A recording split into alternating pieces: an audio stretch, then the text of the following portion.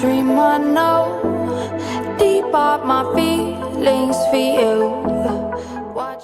Welcome back to Reality Latest Gist, your number one channel for latest news on politics and many other koko wey dey sup for inside this our green white green country wey be Nigeria.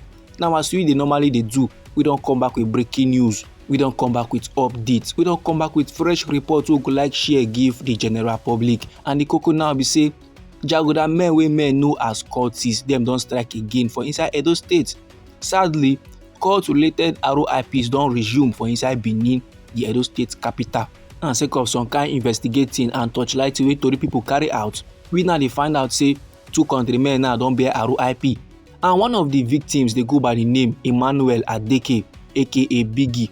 Usually this country person wey be Biggie wey just bear ROIP, so im dey station for Siloko Road by Oliya Market for inside Benin, and then dey collect revenue for one of the transport unions for inside Edo State. And before now, good people, report bin dey ground say Biggie was targeted by some unknown, and these levels dey happen 2 months ago. Now the unknown men dem bin dey try to assassinate Biggie, but he was very much lucky sake of say he escaped the attack. But this time around, e come back as if the lucky plan wey been subscribed to bin don expire and he forget to renew am. And as the gunmen then strike again, this time they don't miss their target. And now after the tight investigation wey men carry out, men dey find out now say the yet to be identified gunmen then storm Siloko Road by Oliya Market for inside Benin City, Edo State. And now for there, now the unknown gunmen now come mount Emmanuel aka Biggie at gunpoint. Now according to sources, according to countrymen wey observe how the matter take play, dem dey yarn now dey give tori pipo say as Biggie sight the unknown gunmen now wey come to give am ROIP, sharply the man japa, him put am for gear 50, and as he match am, the unknown gunmen sef dey also match am, they come put their own for gear 52, and they come pursue Biggie towards Okpebholo lane off 2nd West Circular Road for inside Benin. They later catch Biggie and then overpower am for inside one house where he dey try to escape through, and na for there now they come give am ROIP. Now it was also learned that several shots were fired by the daredevils, and those shots wey dem fire, that now can cause heavy panic for the area as countrymen now come dey run for their safety. They now come dey run to hide their head. And still according to the eyewitness, after the jaguda men now don commit the atrocity finish, them now come escape to an unknown destination. Now this situation, so this development, that is the ROIP of Biggie, the thing lead to crying and shouting for the area as countrymen now plus family members and even friends of Biggie, all of them now come outside in mass to come catch a glimpse of the situation. They want to know wetin dey sup. And also good people, men of the Textile Mill Road Police Division of the Edo State Police Command were spotted at the scene of the crime. Police later mount the location now to do the needful, and the uniform men then arrive sake of say some respondents now wey dey express worry sake of the situation, sake of the developments, the ROIP of Biggie, and then I can call the police to come ensure an extensive investigation into the accident.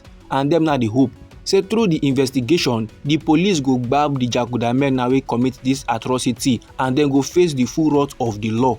Now as all these levels they happen, so good people, we also receive informate say 3 countrymen were shot at a popular brothel along Wire Road for inside Benin by a rival cult group, and this development they happen on Thursday night. Now it was gathered that 3 victims they were rushed to an undisclosed hospital by some good Samaritans. One of the victims, an alleged member of another cult group. Men no fit get the name of this person, but informate the ground say this country person so in bear ROIP immediately in touch down the hospital. And later tori people come find out say even as this disease, so the countryman wey bear ROIP as in touch down the hospital was an alleged member of a cultist group, the 2 other victims were said to be innocent. And as of now, while they pass this informate, so good people, the police never make any official statement on the incident. But all these jaguda activities they happen after the Edo State government been recently declare war on cultists and cult related activities for inside Edo State, and that na a development will lead to the arrest of over 200 suspects, men who were last arraigned in court and subsequently remanded in prison custody. And now sake of say the cult related activities and ROIPs the way they happen for inside Edo State, e no nice, e no make sense at all, and e dey pain the Edo State government. Dem now don vow to deal ruthlessly with cultists and their sponsors for inside Edo State, and dem now dey yarn say the anti-cultism law wey dem don plaster dey recently empower the state government to take decisive actions against the hoodlums.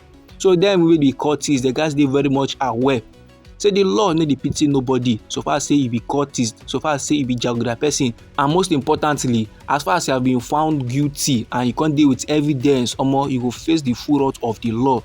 And this report normally na another reason why countrymen gats comot hand for cult related activities. Men now don yarn am for inside Edo State. If e be say any cult group dey pressure you, or if e be say you get how things be for your environment, sharparly report am to the nearest police station make dem do their duty. If we no talk something, police no go fit do something. Now my good people, anyhow this report be you for body, or if e be say you get contributions, no let anybody or anything stop or intimidate you. Feel free make you put that your contribution inside our comment section. Meanwhile, me still get another report for table wey I still need share give the general public, and the koko now be say the members of the support group for Honourable John Yakubu senatorial ambition, dem now don dey call on the Independent National Electoral Commission wey be INEC say make dem come start the process of conducting the much awaited Edo Central senatorial by-election for inside Edo State, Kwanu. Now my good people, no forget say the Edo Central senatorial seat, the thing become vacant sake of the election of the Edo State governor Monday Okpebholo.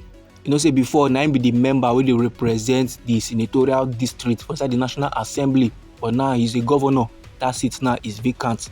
Although INEC never drop any official statement sake of the delay for not conducting the by-elections, but men now dey see reasons to believe say na sake of say the matter still dey for court, sake of say the People's Democratic Party and their candidate wey be Aswen Ighodalo dey challenge the results of the Edo State governorship election, first for inside tribunal and then for inside appeal court, and now e dey for Supreme Court.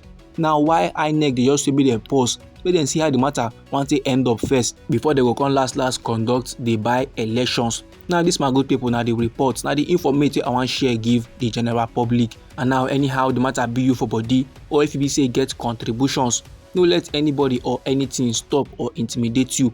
Feel free make you put that your contribution, that your comment inside our comment section. Once again, now we be reality latest gist.